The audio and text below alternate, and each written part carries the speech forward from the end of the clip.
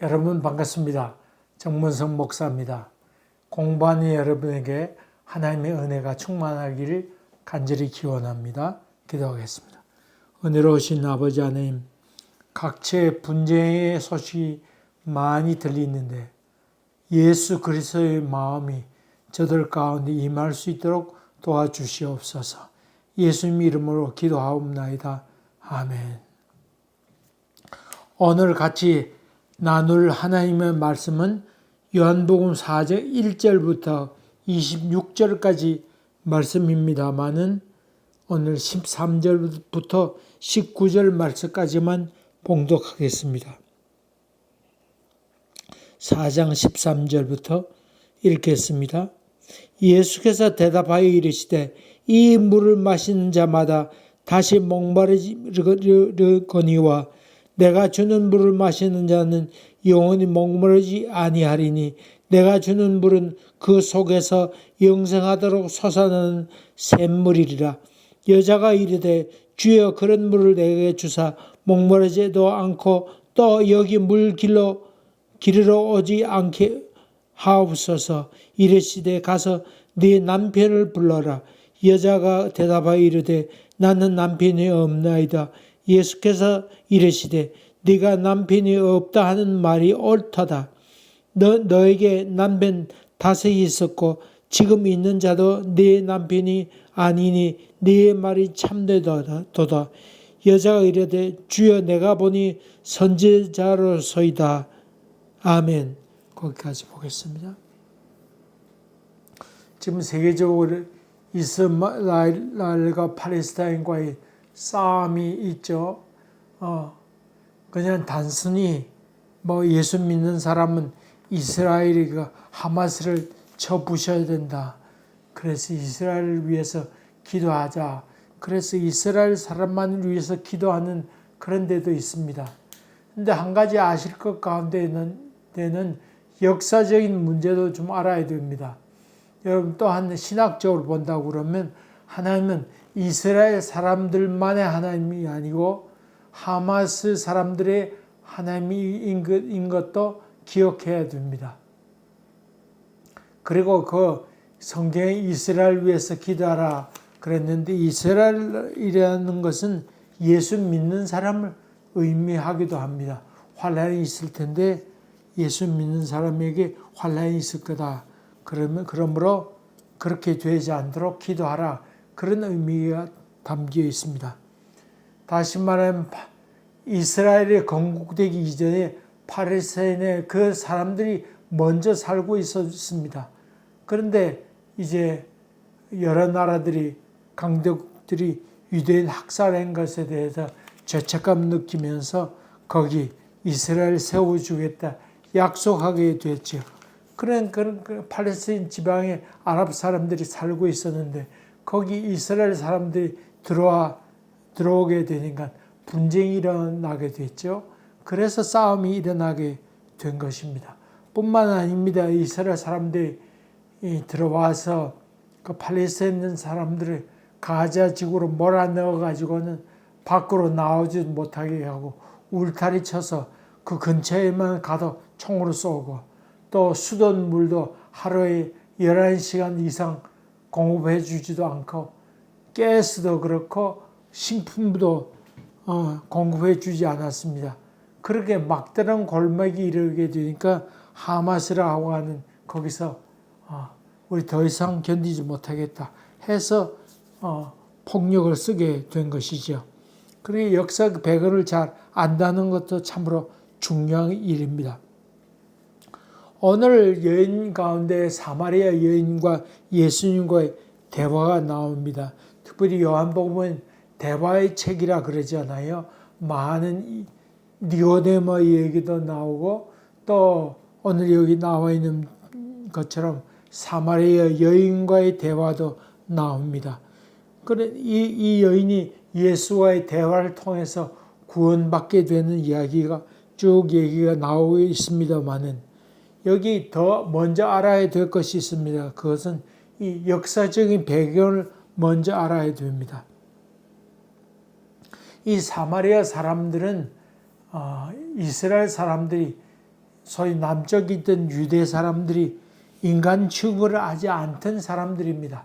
개 취급했던 사람들입니다. 이 사마리아 사람들은 북이스라엘에 속하는 사람들이었지요. 그런데 거기 아수르 사람들이 쳐들어와 가지고는 거기 있는 북이스라엘 사람들을 다 데리고 가가지고는 돌아오지 못하게 했고, 또 주변국에 있던 사람들이 있었는데 그 사람 데려다가 거기 이주시켰습니다. 그래서 거기 있던 사람들이 다 혼혈족이 되고 만 것이요.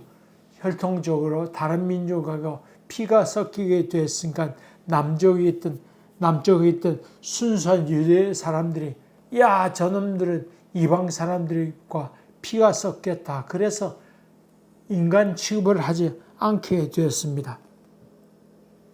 그래서 참 인간 대접 받지 못하고 남쪽으로 내려와서 예배도 함부로 드릴 수 없었지요. 나중에 남쪽 유다 지방도 바빌론에 의해서 멸망당하잖아요. 그래서 바빌론 포로 가게 됐는데, 포로 갔던 사람들이 고레스 왕에 의해서 남쪽 유다 땅으로 다 들어오게 되잖아요. 그래서 많은 금문 기병을 갖고 예루살렘에 와서 성전을 다시 건립하게 하려고 하는데, 북쪽에 있는 사마리아 사람들이 그럼 우리도 가서 도와주겠다. 원래 뿌리가 같은 우리 아랍 사람, 야곱의 족속 아니야. 그러면서 와서 도와주겠다 그랬더니 필요 없다. 너희들은 혼혈족인데 개 같은 너희들이 와서 우리를 돕는다고 하는 것은 말도 되지 않는 일이라. 그래서 거부하게 됩니다. 그랬더니 그 북쪽에 있던 그 사마리아 사람들이 얼마나 화가 나겠어요.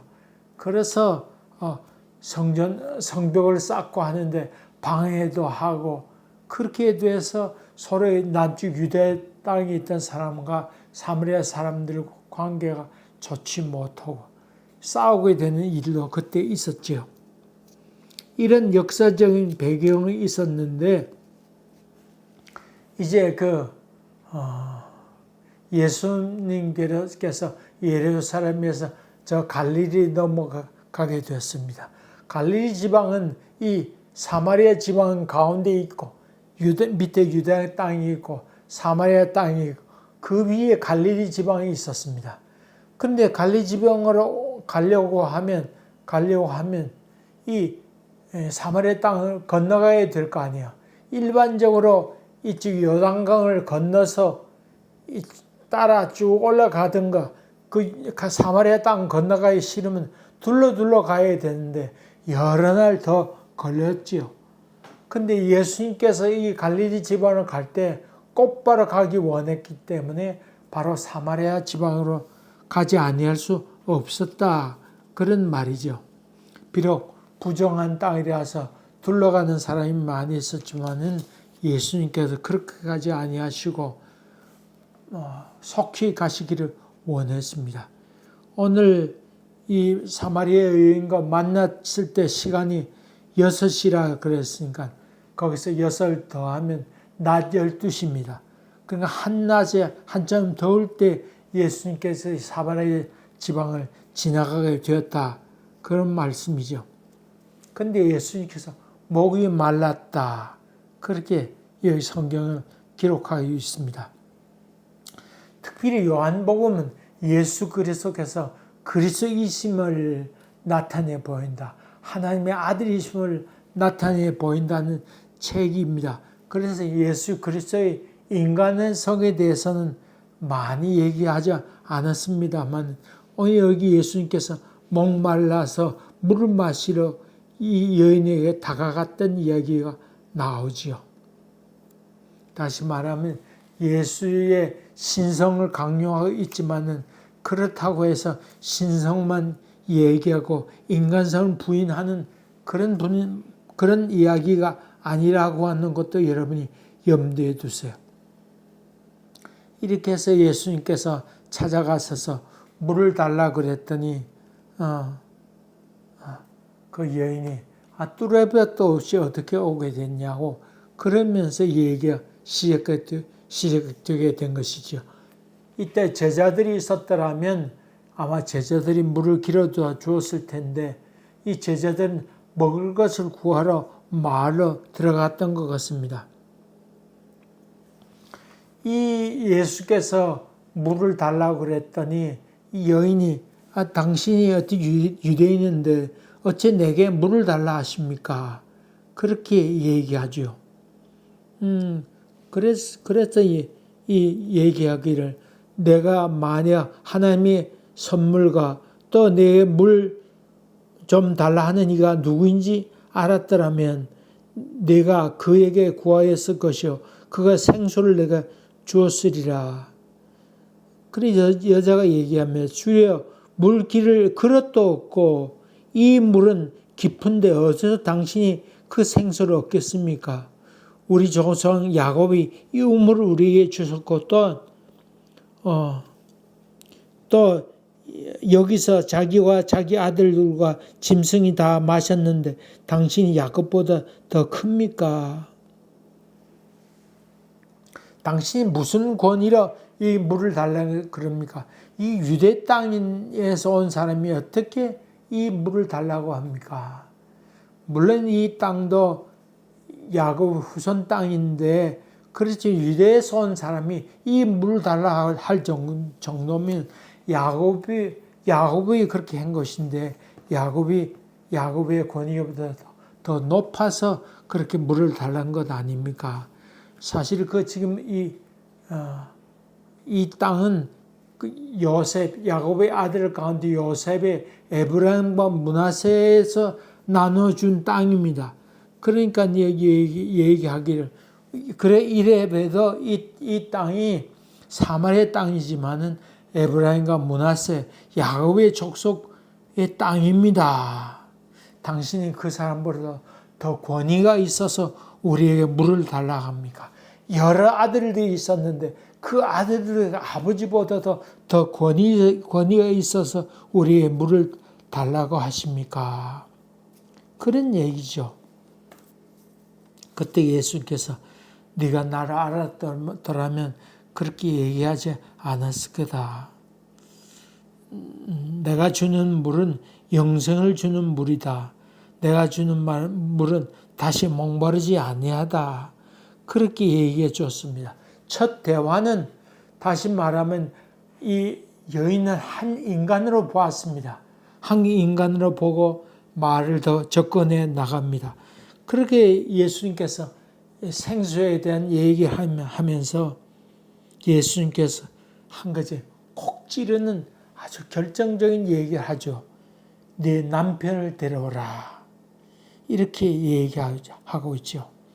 그럴 때 이 여인이 난 남편이 없습니다. 옳다다. 네가 남편이 5 있지 않느냐. 다시 말하면 이 여인은 행실이 옳지 못한 그런 사람이었죠. 낮에 물기로 왔다고 하는 것은 한낮에 물기로 오는 여자들이 없었습니다.